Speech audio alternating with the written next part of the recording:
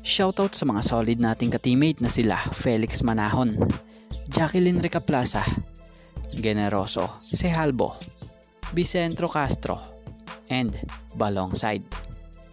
Paghahanda ng Gilas kontra Jordan, Justin Brownlee may injury, so wag na nga nating patagalin patara at atin ang talakayin agad yan. So isang malaking pagbunyag nga ni Kutong si Coach Tim Cone sa sitwasyon ni Justin Brownlee.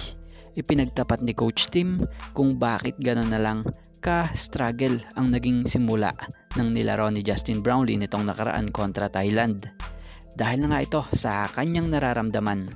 Batay sa report, ayon nga kay Coach Tim about kay Brownlee, he was definitely hurting. His leg, his pulse was bothering him. I'd say he was about 80% today, 85% at the most. May mga oras nga na bumabagsak nga raw itong si Justin sa floor.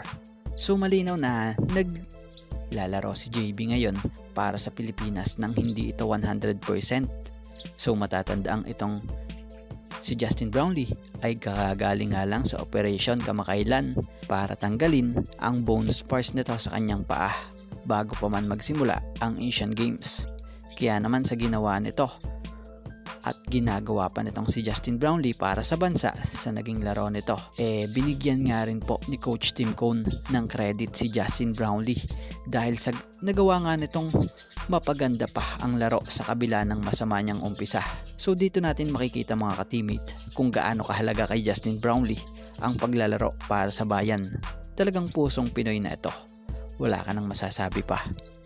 At speaking of Justin Brownlee, alam nyo bang napabilib si Sir Ryan Gregorio and Jutsulit ni Justin Brownlee kontra Thailand? Kung saan sila nga yung announcer ng oras na ito.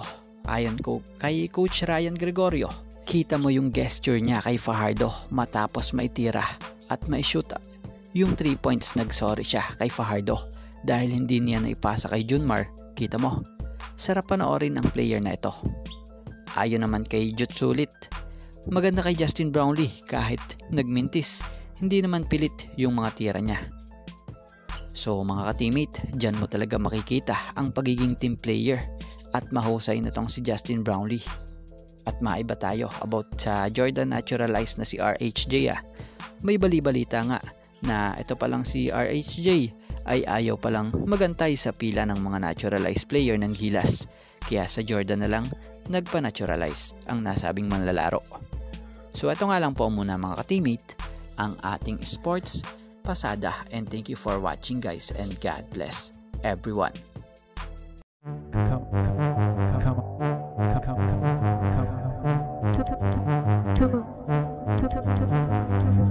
on.